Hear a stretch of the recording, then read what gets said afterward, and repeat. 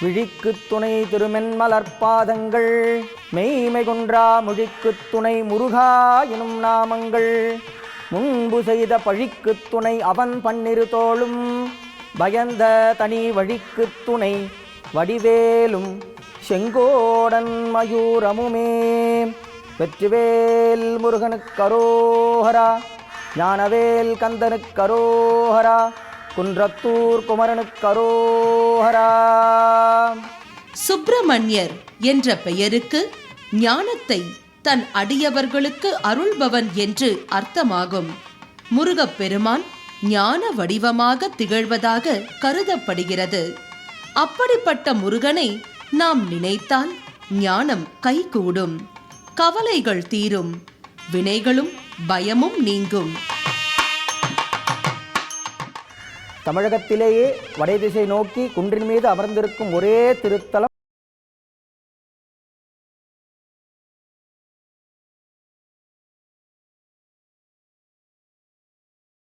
கோவில் 1300 ஆண்டுகளுக்கு முன்பு எழுந்த கோவிலாகும். 2ஆம் குலோத்துங்க சோழன் இக்கோவிலை சீரமைத்து கட்டினான். 1726ஆம் ஆண்டு சொக்கர் புவா என்ற மன்னன் இத்தலத்தில் பல திருப்பணிகளை செய்தான். இந்த கோவிலில் உள்ள கல்வெட்டுகளில் கோவில் குடமுழுக்கு உள்பட பல தகவல்கள் இடம்பெற்றுள்ளன. தாரகாசுரன் என்ற அரக்கன் தேவர்களை கொடுமைப்படுத்தி வந்தான். அவனை அழிக்க முருகப்பெருமான் படையுடன் வந்தார். திருப்போரூர் தலத்தில் நடந்த சண்டையில் தாரகாசுரனை முருகன் வதம் செய்தார். அந்த சம்ஹாரம் முடிந்ததும் மனம் அமைதி பெற திருத்தணி தலம் நோக்கி புறப்பட்டார். வழியில் குன்றத்தூர் மலையை பார்த்ததும் முருகன் அங்கு அமர்ந்தார். பாடல் பெற்ற இத்தலத்தில் மூலவர் சுப்பிரமணியருக்கு நடத்தப்படும் விபூதி அபிஷேகம் மிகவும் விசேஷம். அந்த அபிஷேக விபூதியை தான் தினமும் பக்தர்களுக்கு பிரசாதமாக கொடுக்கிறார்கள். குன்றத்தூர் புற நகரில் உள்ள இந்த கோவில் சிறு குன்று மீது கட்டப்பட்டுள்ளது.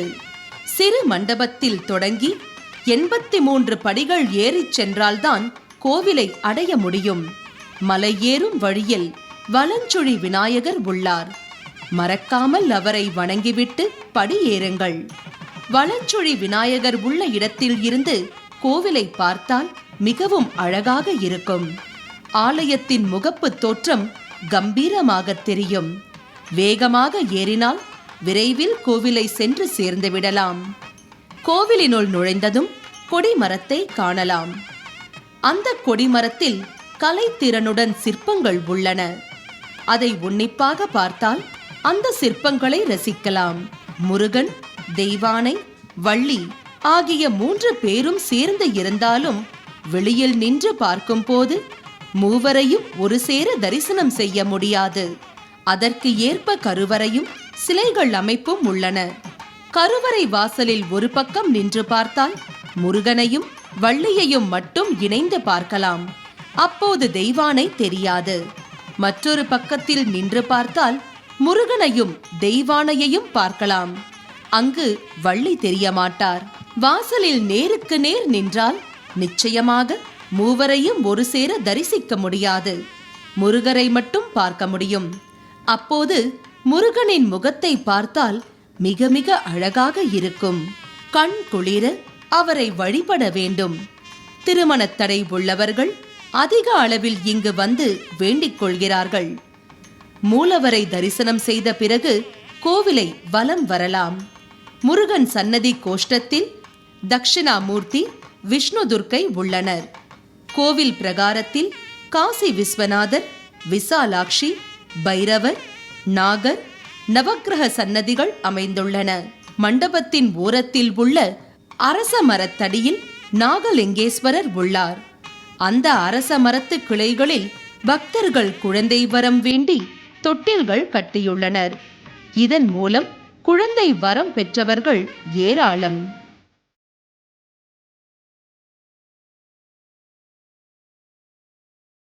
அரச மரத்தடியில் இருக்க வேண்டிய விநாயகர் இத்தலத்தில் வில்வ மரத்தின் அடியில் வீற்றிருக்கிறார்.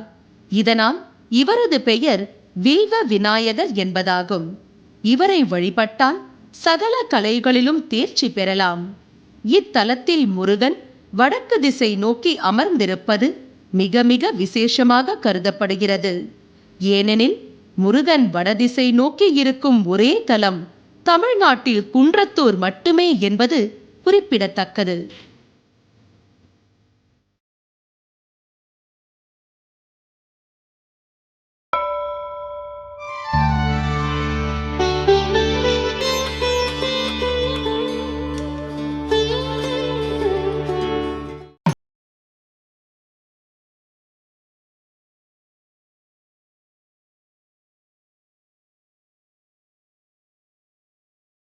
ஓ